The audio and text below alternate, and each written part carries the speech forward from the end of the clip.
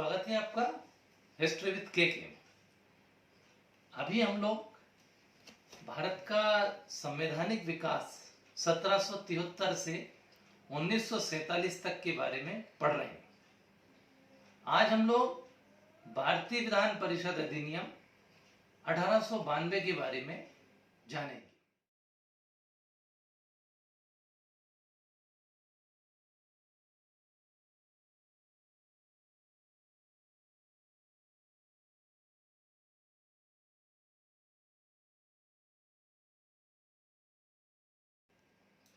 अठारह के परिषद अधिनियम का अगला जो संशोधित अधिनियम था वो 1892 का अधिनियम था। हमने इसको संशोधित एक्ट कहा है।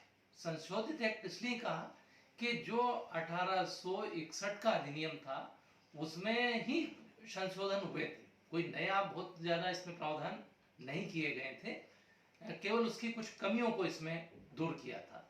1861 से लेकर के और 1892 के टाइम को अगर हम देखें तो इसमें ब्रिटिश संसद ने अनेक संशोधन किए। जैसे 1870 में सपरिषद गवर्नर जनरल को ही विनियम का अधिकार दिया गया। 1873 में ईस्ट इंडिया कंपनी को खत्म करने का आदेश जारी हुआ। अब आप पूछेंगे कि ये तो 1858 में हो गया था। हाँ, हो गया था, लेकिन उसका विधिवत आदेश जारी नहीं हुआ था। 1874 में महारानी को भारतीय परिषद में छठा सदस्य नियुक्त करने का एक अधिकार प्रदान किया गया। 1876 में एक आदेश द्वारा महारानी विक्टोरिया को भारत की साम्राज्ञी घोषित किया गया। यद्यपि काम 1858 में हो गया था, परंतु इसका विधिवत आदेश जारी नहीं हुआ था। लेकिन ये सारे के सारे जो संशोधन थे, जो आदेश थे, इससे साधारण भारतीयों को कोई लाभ नहीं हो रहा था और लगातार निरंतर मांगे चल रही थी संशोधनों की, तो संशोधन करना आवश्यक था। आइए हम इसके कारणों के बारे में जानें। तो आइए हम इसके कारणों पर चर्चा करें। एक तो इसमें इसका जो कारण था उसमें 1861 के एक्ट में सुधार की आवश्यकता थी, उसके प्रति असंतोष था। यानी 1861 का जो अधिनियम था, उस 1861 के अधिनियम में बहुत सारी ऐसी कमियां थी जिनमें सुधार की आवश्यकता महसूस की जा रही थी। तो इस कारण से 1892 का एक्ट लाया गया। दूसरा जो कारण है वो है भारत में राष्ट्रवादी भावना। इस समय तक भारत में विभिन्न कारणों से राष्ट्रीय भावना जोरों पर थी और ये राष्ट्रवादी भावना के कारण ब्रिटिश सरकार को महसूस हो रहा था कि भारतीयों को कुछ स्थान दे करके और उनकी विभिन्न मांगों को मान करके ही ब्रिटिश शासन को स्थायी रखा जा सकता है। इसलिए 1892 में कुछ सुधार किए गए। भारतीय राष्ट्रीय कांग्रेस की स्थापना इस समय 1885 में एक अंग्रेज अधिकारी A.O. Home, Elon Octavian home ने भारतीय राष्ट्रीय कांग्रेस की स्थापना 1885 में की थी। भारतीय राष्ट्रीय कांग्रेस जो थी, एक प्रकार से कहा जाए तो उसकी जो स्थापना की गई थी वो एक सुरक्षा नली के रूप में की गई थी, ब्रिटिश सरकार की सुरक्षा नली के रूप में। तो और भारतीय राष्ट्रीय कांग्रेस का जो प्रारंभिक उदारवादी दल था उसका ब्रिटिश सरकार में विश्वास था और उनका ऐसा मानना था कि सरकार विभिन्न प्रकार के सुधार करेगी, जो मांगे हम रखेंगे उनको मानेगी और सुधार करेगी। तो उनके विश्वास पर भी खरा उतरना आवश्यक था, क्योंकि एक मंच था, राष्ट्रीय मंच था।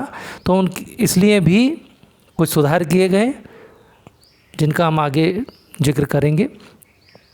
चौथा था वाइसराय की परिषद ने भारतीयों को शामिल करने की मांग।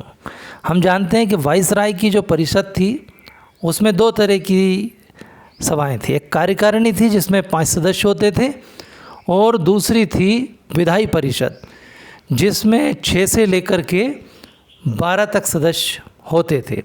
अब आगे चल कर के इसमें चूंकि जनसंख्या बढ़ गई थी, जनसंख्या के अनुपात में प्रतिनिधित्व नहीं था, इसलिए मांग की जा रही थी कि वाइसराय की परिषद में भारतीय सदस्यों की संख्या को बढ़ाया जाए। एक और कारण था इल्बर्ट बिल विवाद। इल्बर्ट बिल विवाद पर हम एक अलग से वीडियो बनाएंगे, पर यहाँ ये जान लें कि इसमें ब्रिटिश जो जज थे और भारतीय जज थे, इनके द्वारा ब्रिटिश नागरिकों के संबंध में फैसले लेने के संबंध में विवाद था। इस पर एक अलग से वीडियो बनाएंगे, अगली हम उसमें जानेंगे। तो ये विवाद भी था, इसके कारण एक सुधार की आवश्यकता हुई। एक लॉर्ड रिपन और लॉर्ड लिटन, ये जो वाइसराय थे, इनके समय में विभिन्न प्रकार की ऐसी नीतियां बनी जो कि जन विरोधी थी। जनता उन नीतियों से नाराज़ थी, तो उस नाराज़गी को दूर करने के लिए 1892 में एक एक्ट लाया गया। तो ये कारण थे जिनके कारण 1892 में एक नया अधिनियम लाया गया। यद्यपि इसमें कोई मूल रूप से तो 1861 का ही था, लेकिन इसमें कुछ संशोधन किए गए थे। तो इन कारणों से लगातार बढ़ती हुई मांगों के कारण तत्कालीन भारत सचिव, ये याद रखने योग्य बात है, तत्कालीन भारत सचिव लॉर्ड क्रॉस के प्रयासों से लॉर्ड डफरिन कौन थे? वाइसराय थे, 1884 से लेकर 1888 तक। तो लॉर्ड डफरिन ने सुधार हेतु एक कमेटी का गठन किया, जिसके आधार पर 1892 में भारतीय विधान परिषद अधिनियम पारित हुआ। और इस समय जो भारत के वाइसराय थे वो थे लॉर्ड लेंसडाउन, 1888 से लेकर के 1894 तक। तो हम इसके अधिनियम के प्रावधान, इसके महत्व और दोषों के बारे में चर्चा करते हैं स्लाइड के माध्यम से। इस अधिनियम के द्वारा केंद्रीय परिषद एवं गवर्नर जनरल को यह अधिकार दिया गया कि आवश्यकता पड़ने पर वह अतिरिक्त सदस्यों को मनोनीत कर सके। अतिरिक्त सदस्यों की संख्या में परिवर्तन किया गया।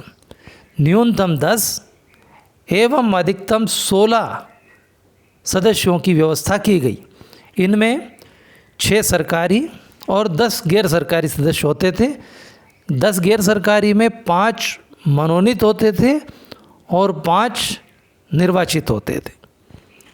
अतिरिक्त सदस्यों का कार्यकाल 2 वर्ष निश्चित किया गया। इन सदस्यों में आधे सदस्यों का गैर सरकारी होना जरूरी था। निर्वाचन के लिए परोक्ष नीति अपनाए जाने का प्रावधान किया गया, यद्यपि निर्वाचन शब्द का प्रयोग कहीं पर भी नहीं किया गया। कुछ गैर सरकारी सदस्यों के मनोनयन की व्यवस्था भी की गई। शेष स्थानों की पूर्ति उन मनोनीत व्यक्तियों में से किए जाने का प्रावधान किया गया जिनकी सिफारिश म्यूनिसिपल कमेटी, जिला बोर्ड, निगम इत्यादि संस्थाएं करें। इस एक्ट के द्वारा व्यवस्थापिका सभा के सदस्यों को कार्यकारिणी परिषद के बजट पर बहस का अधिकार प्रदान किया गया। सदस्यों को केंद्रीय एवं प्रांतीय विधान परिषदों में प्रश्न पूछने का अधिकार प्रदान किया, किंतु वे पूरक प्रश्न नहीं पूछ सकते थे। प्रांतीय व्यवस्थापिका सभाओं को नए कानून बनाने तथा पुराने कानूनों को आवश्यकतानुसार रद्द करने का अधिकार दिया गया। इसके लिए गवर्नर जनरल की पूर्ण स्वीकृति आवश्यक थी। आइए हम इसके महत्व को जान लें। क्या महत्व था इस एक्ट के द्वारा? प्रथम बार चाहे आंशिक ही सही, लेकिन संसदीय प्रणाली की शुरुआत हुई। भारतीयों के शासन में भागीदारी में भी पहले की अपेक्षा सुधार हुआ। प्रश्न पूछने का अधिकार एवं बजट पर बहस करने का अधिकार प्राप्त हुआ। स्थानीय संस्थाओं द्वारा परिषद में सदस्य भेजने की व्यवस्था की गई। सदस्य संख्या में भी वृद्धि हुई। अब इतना होते हुए भी इसमें बहुत सारे दोष थे, तो इन दोषों की चर्चा करें हम। सदस्यों की संख्या में वृद्धि जनसंख्या के अनुपात में नहीं की गई। यद्यपि इसमें संख्या तो बढ़ाई गई, भारतीय सदस्य भी बढ़ाए गए, परंतु जनसंख्या के हिसाब से सदस्य नहीं बढ़ाए गए।